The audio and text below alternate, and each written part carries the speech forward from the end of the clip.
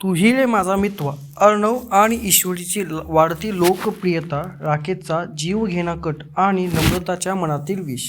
नमस्कार मित्रांनो, स्वागत आहे तुमचं आपल्या या आवडत्या यूट्यूब चॅनलवर. मित्रांनो, जर तुम्ही चॅनलवर नवीन असाल आणि अजूनही सबस्क्राईब केलं नसेल तर लगेच सबस्क्राईब करा, कारण तूही रे माझा मित्र या आपल्या लाडक्या मालिकेचे असे नवनवीन सविस्तर आणि धमाकेदार अपडेट्स तुम्हाला फक्त इथेच पाहायला मिळतील. आजचा आपला हा व्हिडिओ खूपच खास असणार आहे, कारण आजच्या एपिसोडमध्ये आपल्याला खूप काही नवीन आणि थरारक पाहायला मिळणार आहे. एकीकडे अर्णव आणि ईश्वरीची लोकप्रियता गगनाला भिडली आहे, तर दुसरीकडे राकेशचा एक अतिशय भयानक आणि जीवघेणा कट शिजतोय.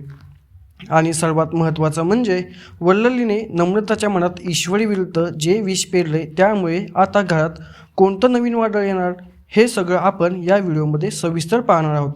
त्यामुळे व्हिडिओ शेवटपर्यंत पहा. चला तर मग सुरू करूया. मित्रांनो, आजच्या भागाची सुरुवात एका अत्यंत गोड आणि दिलासादायक बातमीने होते. आपण पाहिलं की अर्णव आणि ईश्वरी यांनी मोठ्या जिद्दीने फॅशन स्पर्धेचे 2 राऊंड्स जिंकले आहेत.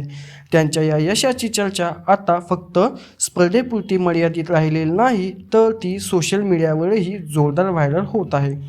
प्रेक्षकांना अर्णव आणि ईश्वरीची जोडी प्रचंड आवडायला लागली आहे. ज्या खंबीरपणे ईश्वरी आपल्या अर्णव सरांच्या पाठीशी उभी राहते, संकट आल्यावर न डगमगता त्यांना साथ देते आणि ज्या पद्धतीने हे दोघे मिळून प्रत्येक अडचणीवर मात करतात, हे पाहून लोकांनी अक्षरशः त्यांना डोक्यावर घेतलं आहे. प्रेक्षकांनी अर्णव ईश्वरीच्या नावाने फॅन पेजेस सुरू केले आहेत आणि त्यांचे फॉलोअर्स झपाट्याने वाढत आहेत.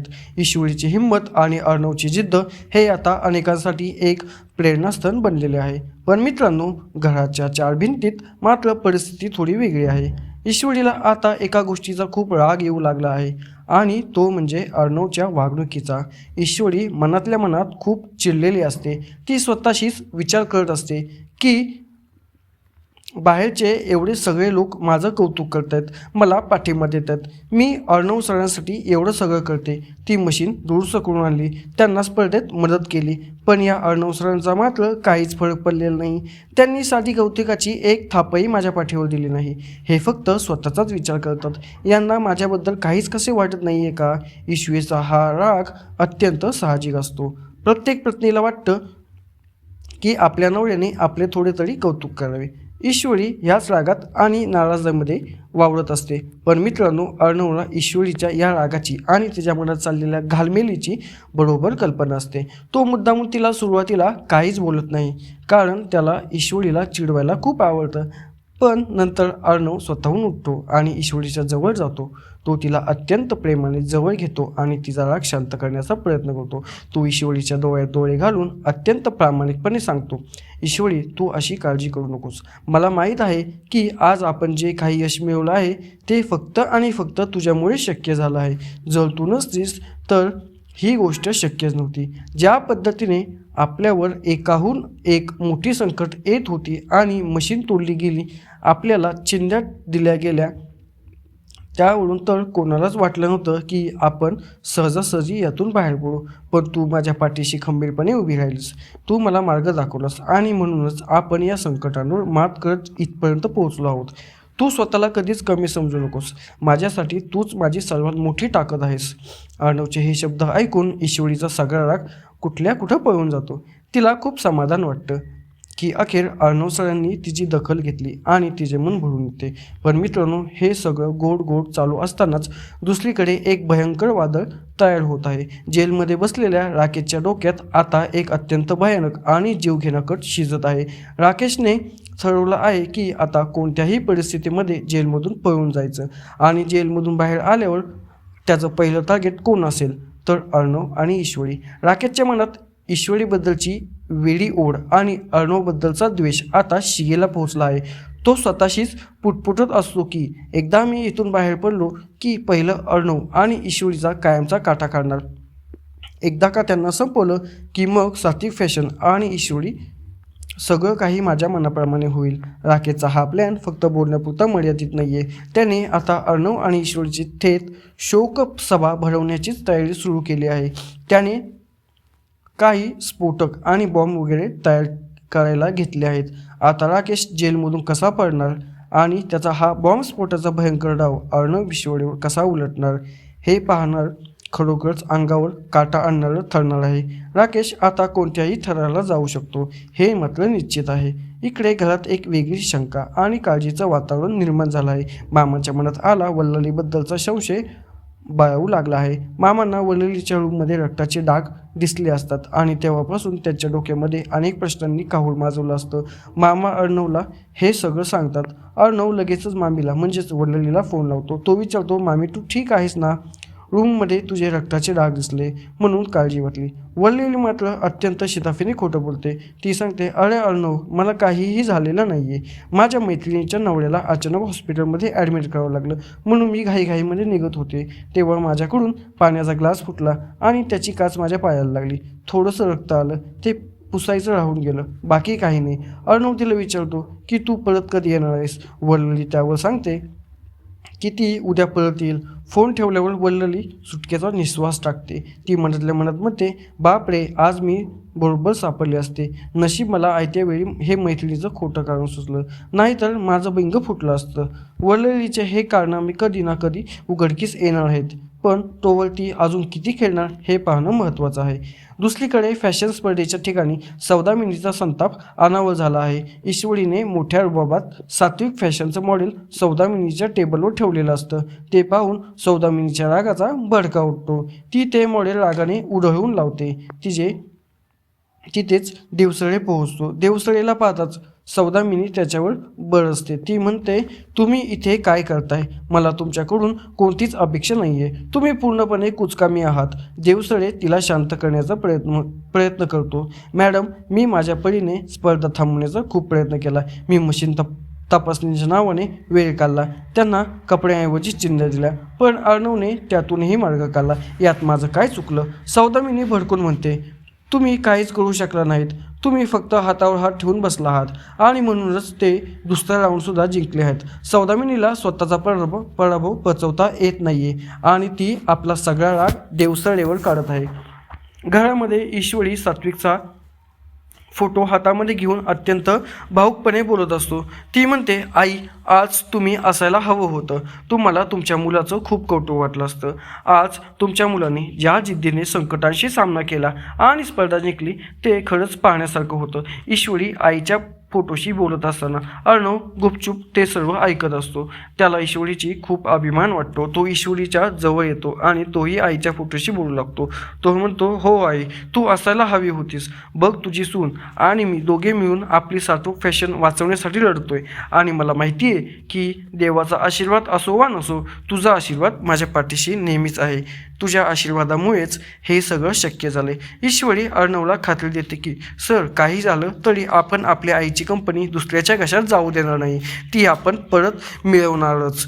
अर्णव आणि ईश्वरीचा हा विश्वास आणि त्यांच्यातील हे घट्ट नातं पाहून कोणाच्याही डोळ्यामध्ये पाणी येईल. पण मित्रांनो, घराच्या दुसऱ्या कोपऱ्यामध्ये नम्रताच्या मनात एक वेगळंच विष कालवलं जात आहे आणि हे विष पेरणारी दुसरी तिसरी कोणी नसून खुद्द वल्लली आहे. वल्लली नम्रताला फोन करते आणि विचारते, काय उपयोग झाला ग तुझा या सगळ्याचा? एवढं सगळं करून हे जिंकलं कोण?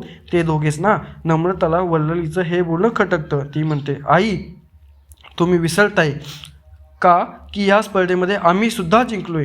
अहो, तुम्ही ईश्वरीला हरवण्याच्या नादामध्ये माझं आणि आकाशचं कौतुक करायचं विसरून गेलात.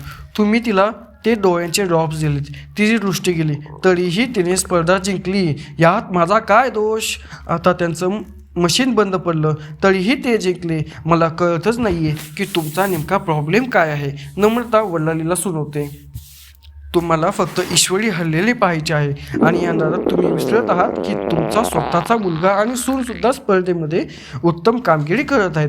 पण वल्लली अत्यंत धूर्त असते. ती नम्रताच्या मनातील असुरक्षिततेचा फायदा घेते. वल्लली नम्रतांना समजावत असते, अगं वेळी, तू समजून घेण्याचा प्रयत्न कर. तू ही स्पर्धा जिंकली आहेस हे मला मान्य आहे, पण तू सेकंड आली आहेस. तू दुसऱ्या नंबरवर आहेस. तुला जर खऱ्या अर्थाने जिंकायचं असेल तर तुला पहिलं यावं लागेल आणि पहिलं येण्यासाठी तुला ईश्वरीला हरवावंच लागेल. जोपर्यंत ईश्वरी स्पर्धेमध्ये आहे तोपर्यंत तू नेहमी तिच्या सावलीमध्ये फक्त एक बॅकअप म्हणून राहशील. ईश्वरी तुझ्यापेक्षा हुशार आहे. तू तिच्यासारखी स्मार्ट नाही आहेस. जर आकाशची मशीन बंद पडली असती तर तू ती दुरुस्त करू शकली नसतेस, नाही ना? म्हणूनच तुला जर तुझा मान आणि सात्विक फॅशन मिळवायची असेल तर तुला ईश्वरीला खाली खेचावंच लागेल. वल्ललीचे हे विषारी शब्द नम्रताच्या डोक्यामध्ये बरोबर बसतात. नम्रता विचार करू लागते की हो, आईचं म्हणणं बरोबर आहे. जर मला माझं अस्तित्व निर्माण करायचं असेल तर मला टोकाचं पाऊल उचलावंच लागेल. मला ईश्वरीला हरवावंच लागेल. वल्ललीने नम्रताच्या मनात ईश्वरीबद्दलचा द्वेष आणि ईर्ष्या अत्यंत यशस्वीपणे पेरलेले आहे. आता नम्रता ईश्वरीला हरवण्यासाठी कोणत्या थराला जाईल हे पाहणं भयंकर आहे. आकाश मात्र या सगळ्या राजकारणापासून दूर आहे. तो नम्रताला समजवण्याचा प्रयत्न करतो की अगं, आपण दोन्ही टीम सात्विक फॅशन वाचवण्यासाठी स्पर्धेमध्ये उतरलो आहोत ना. मग ते जिंकले काय आणि आपण जिंकलो काय, फायदा आपलाच आहे. तू असा विचार का करतेस की ते हरले पाहिजेत? पण नम्रता आता आकाशचं काही ऐकण्याच्या मनस्थितीमध्ये नसते. तिला आता फक्त आणि फक्त नंबर 1 बनायचं असतं.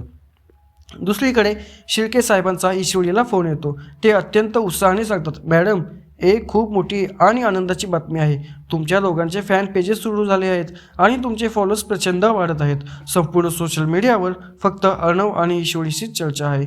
ईश्वरी हा फोन मुद्दाम स्पीकरवर ठेवते जेणेकरून अर्णवला ऐकायला मिळावं. अर्णवलाही हे ऐकून खूप आनंद होतो.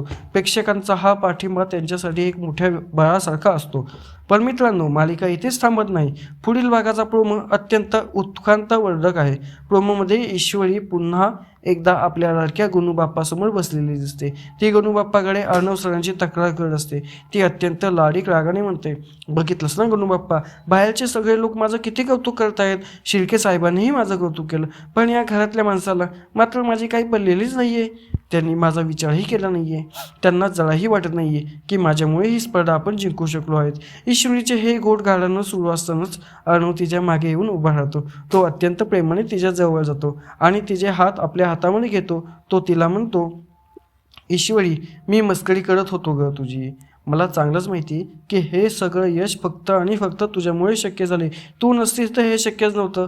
अर्णव आणि ईश्वरीचा हा रोमॅन्टिक आणि गोड प्रसंग प्रेक्षकांना नक्कीच भावेल. पण या गोडव्यावर राकेशच्या क्रूर कटाची काळी सावली पडणार आहे. प्रोमोच्या शेवटी राकेशचा तो भयानक चेहरा दिसतो.